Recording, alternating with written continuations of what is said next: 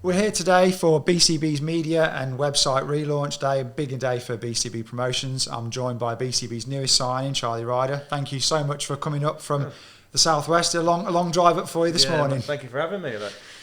Now, boxing in your part of the world, we were talking to Ben Andrews a little bit earlier, it's an area that is starved of pro shows, and there aren't a lot of people that are working down there, and so often people like yourselves would have to be travelling, whether it be to London or other cities on the south coast.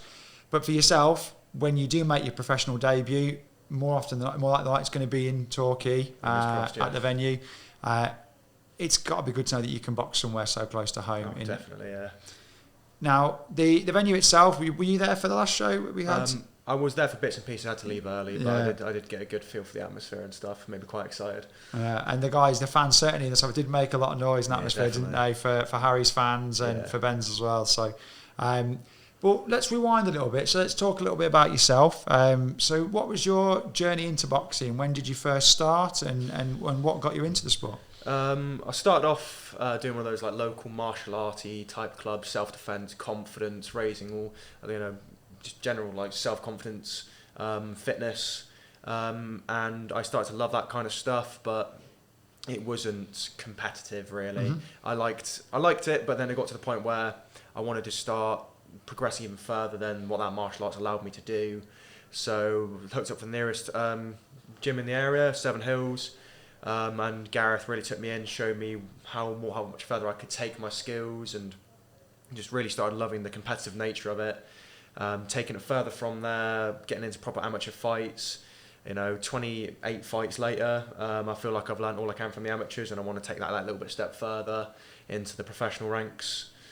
When that decision came, when you'd had your sort of final amateur fight, what were the conversations like with Gareth in terms of making that decision to go professional? And then how is it that you came to be part of BCB?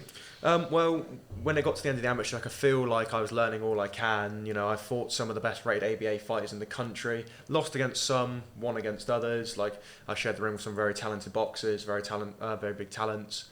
And I had people saying, some of my coaches and stuff were saying that my style was becoming slowly more like a professional style, slowing down, trying to be more methodical and think about what I'm doing instead of just punching at a guy for 3 rounds. They were noticing that I was starting to be more thoughtful about what I was doing, and they were thinking that maybe now at the end of the season that's just finished in July would be the time to really take that big step. And people like Ben Andrews and Zach, who couldn't make it today, but they've both been signed on BCB. They said, the platform that you'd be boxing on and the potential to really excel to the top, like Tyler Denny and Conor Walker, boxing on DAZN and all that kind of stuff. That's where I really want to take it. Boxing to the best of my ability and boxing in front of big crowds, really marketing myself as being the best I can be. So they're definitely one of the best choices to go with because of the options they've given other people in the past.